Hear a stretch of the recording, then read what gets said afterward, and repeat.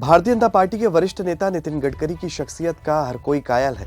पक्ष के नेता तो नितिन गडकरी के मुरीद हैं ही, साथ ही विपक्ष के नेता भी नितिन गडकरी के काम करने के तरीके को बेहद पसंद करते हैं और जमकर तारीफ करते हैं। तारीफ में उन्हें हाईवे मैन ऑफ इंडिया भी कहा जाता है। लेकिन उनकी ये तारीफ, उनकी बढ़ती लोकप्रियता और उनका बढ़ता कद अब पीएम मोदी को चुभने लगा है और उसी को लेकर नरेंद्र मोदी ने एक ऐसा फैसला ले लिया जिससे नितिन गडकरी साइडलाइन हो गए हैं। क्या है पूरा मामला, आगे आपको वीडियो में बताएंगे। नमस्कार, आप देख रहे हैं 4 PM और मैं हूं आपके साथ में शोभित पाठक। नितिन गडकरी का नाम बीजेपी के कद्दावर नेताओं में शामिल है और उनको अपने अनुशासन, उनकी गंभीरता के लिए जाना जाता है। इसलिए पक्ष के साथ विपक्ष के नेता भी उनके मुरीद हैं। लेकिन उनकी बढ़ती लोकप्रियता और उनके काम करने का तरीका बीजेपी के सर्वे सर्वा यानी कि पीएम मोदी को चुभता जा रहा है और इसलिए पहले उन्हें चुनाव प्रचार समिति से हटाया गया, फिर उन्हें संसदीय बोर्ड से हटाया गया और अब उनके अधिकारों को छीना जा रहा है। बता दें कि इससे पहले नागपुर में पिछले महीने शहर में एक समारोह में केंद्रीय मंत्री नितिन गडकरी ने यह कहकर हलचल मचा दी थी कि उन्हें अक्सर राजनीति छोड़ने का मन करता है, क्योंकि उनका मानना है कि जीवन में और भी बहुत कुछ है। और एक अन्य समारोह में उन्होंने कहा था कि दानदाता राजनीतिक दलों के पीछे भागते हैं और जो भी मांगा जाता है उसे देने को तैयार रहते हैं। क्योंकि मैं पार्टी अध्यक्ष नहीं हूं, इसलिए इस तरह के लेन देन की कोई गुंजाइश नहीं है। जानकारों का कहना है कि ऐसा लग रहा था कि वे सूक्ष्म संकेत दे रहे थे। बता दें कि उनको 3 सप्ताह के बाद भाजपा के संसदीय बोर्ड और केंद्रीय चुनाव समिति यानी कि CEC से एक बड़े फेरबदल के तहत हटा दिया गया, जिसमें महाराष्ट्र के उप मुख्यमंत्री देवेंद्र फडणवीस सहित कई नए चेहरे शामिल किए गए। राजनीतिक विश्लेषकों का कहना है कि यह घटनाक्रम गडकरी और प्रधानमंत्री नरेंद्र मोदी और गृह मंत्री अमित शाह की शक्तिशाली जोड़ी के बीच मतभेद का बड़ा संकेत देता है और ये राष्ट्रीय स्वयंसेवक संघ यानी कि RSS में बदलते समीकरणों का भी संकेत देता है। उनका मानना है कि यह सिद्धांत कि गडकरी को RSS का समर्थन प्राप्त है क्योंकि वो नागपुर में रहते हैं, अब सटीक नहीं रह गया है। नेताओं ने फडणवीस की पदोन्नति की सराहना की और दावा किया कि उनकी हालिया सफलता के बाद ये अपेक्षित दिशा में है। वे महाराष्ट्र में MVA को हटाकर प्रतिकूल परिस्थितियों में राज्यसभा और विधान परिषद की सीटें जीतकर और गोवा में सत्ता विरोधी लहर को हराकर पार्टी को बहुमत हासिल करने में मदद करके पार्टी की सरकार बनाने की ओर इशारा करते हैं। वहीं गडकरी को पद से हटाने को और उनके कद को कम करने की कोशिश के तौर पर देखा जा रहा है।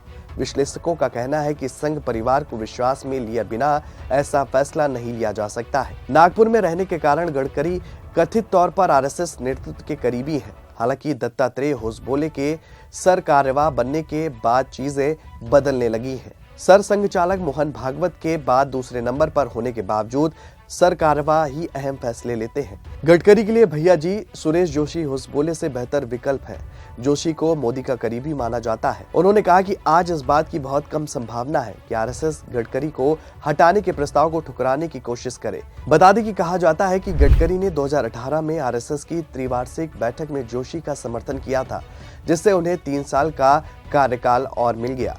होसबोले ने अभी तक अपना आधार नागपुर में स्थानांतरित नहीं किया है। हालांकि जोशी उनके सर कार्यवाह के कार्यकाल के दौरान यहां थे। आपको बता दें कि गडकरी ने भी दूसरे की तरह अपनी सफलता का श्रेय मोदी को देने के बजाय खुद को एक स्वतंत्र नेता के रूप में पेश किया है। बता दें कि कुछ नेताओं का यह भी कहना है कि गडकरी को कुछ हफ्ते पहले पैनलों से हटाए जाने से अवगत कराया गया था और कहा गया था कि उन्होंने अपने भाग्य को स्वीकार कर लिया था। बता दें कि ये पहली बार नहीं है जब शीर्ष प्रदर्शन करने वाले मंत्री का कद घटाया गया हो।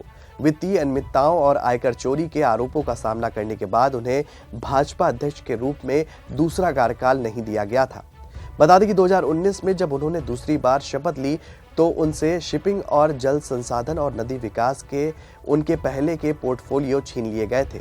उन्हें सूक्ष्म, लघु और मध्यम उद्योग मंत्रालय आवंटित किया गया था, लेकिन पिछले साल वो भी पूर्व शिवसेना और कांग्रेस नेता नारायण राणे को सौंप दिया गया था। बता दें कि 2014 में जब विधानसभा चुनाव में भाजपा की जीत के बाद उन्हें महाराष्ट्र के CM बनने की उम्मीद थी, तो गडकरी को दरकिनार कर दिया गया और फडणवीस को प्रभार दिया गया। हालांकि भाजपा नेताओं का कहना है कि गडकरी अपने प्रभावशाली काम के कारण मंत्री बने रहेंगे और फिर भी पार्टी में निर्णय लेने का हिस्सा नहीं होंगे। उनकी लोकप्रियता के अलावा विशेष रूप से विपक्षी खेमे के कुछ लोगों के बीच गडकरी के बयानों की अक्सर केंद्र में भाजपा के साथ साथ बाकी राजनीतिक वर्ग पर अभियोग के रूप में व्याख्या की जाती है, जो उनके निष्कासन का कारण बना। जिस बैठक में उन्होंने राजनीति छोड़ने की बात कही, उसमें गडकरी ने ये टिप्पणी भी की कि राजनीति सत्ता का खेल बन गई है, जो कि जैसा कि पता चला है कि शीर्ष नेतृत्व को पसंद नहीं आया।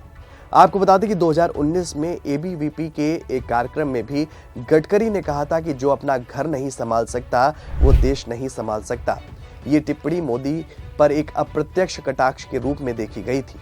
बाद में गडकरी की कांग्रेस सांसद राहुल गांधी ने जमकर प्रशंसा भी की, जिन्होंने कहा कि वो एकमात्र मंत्री हैं जिनमें मोदी के खिलाफ सच बोलने की हिम्मत है। बता दें कि राष्ट्रीय राजमार्गों का जाल बनाने के लिए टीआरएस और अन्य विपक्षी दलों ने भी नितिन गडकरी की सार्वजनिक रूप से कई बार प्रशंसा की है और यहां तक कि कांग्रेस अध्यक्ष सोनिया गांधी ने भी देश के बुनियादी ढांचे के निर्माण में उनके सराहनीय काम के लिए 2019 में उनकी सराहना की थी। शायद यही चीज पीएम मोदी को रास नहीं आ रही है, इसलिए उन्होंने नितिन गडकरी को एक बड़ा झटका दे दिया है और उनसे अब हाईवे प्रोजेक्ट मंजूर करने का भी अधिकार छीन लिया गया है। ये हम नहीं कह रहे, ये उन्होंने खुद कहा है कि बड़े प्रोजेक्ट मंजूर करने का अधिकार अब उनके पास नहीं है। बता दें कि एक कार्यक्रम के दौरान केंद्रीय सड़क परिवहन एवं राजमार्ग मंत्री नितिन गडकरी ने कहा कि सड़क परिवहन मंत्रालय राष्ट्रीय राजमार्गों पर यात्रियों को राहत देने के लिए एक समान टोल नीति पर काम कर रहा है। गडकरी ने यह भी कहा कि अब भारत का राजमार्ग बुनियादी ढांचा अमेरिका के बराबर है। सड़क परिवहन और राजमार्ग मंत्रालय सोशल मीडिया पर यात्रियों की शिकायतों को बहुत गंभीरता से ले रहा है और इसमें शामिल ठेकेदारों के खिलाफ कड़ी कार्रवाई भी हो रही है। गडकरी ने इस दौरान भरोसा जताया कि राजमार्ग मंत्रालय 2020-21 में प्रतिदिन 37 किलोमीटर राजमार्ग निर्माण के पिछले रिकॉर्ड को चालू वित्तीय साल में पार कर लिया जाएगा। चालू वित्तीय साल में अब तक करीब 7000 किलोमीटर राजमार्गों का निर्माण हो चुका है। भारतमाला परियोजना की जगह लेने के लिए नई योजना के अभाव में राजमार्ग परियोजनाएं आवंटित करने की गति काफी धीमी हो गई है। गडकरी के अनुसार पहले भारतमाला परियोजना के तहत मंत्रालय के पास 3000 करोड़ रुपए तक की राजमार्ग परियोजना आवंटित करने का अधिकार था, लेकिन अब मंत्रालय भारतमाला परियोजना के तहत किसी भी नई परियोजना को मंजूरी नहीं दे सकता है। उन्होंने कहा कि 1000 करोड़ रुपए से अधिक की किसी भी परियोजना के लिए अब हमें मंत्रिमंडल की मंजूरी लेनी होगी।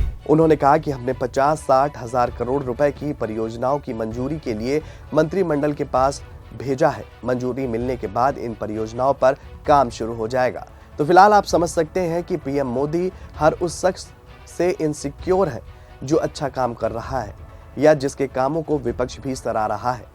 फिलहाल मोदी जी ने अपनी चाल तो चल दी है। अब देखने वाली बात यह होगी कि नितिन गडकरी साहब का अगला स्टैंड क्या होगा।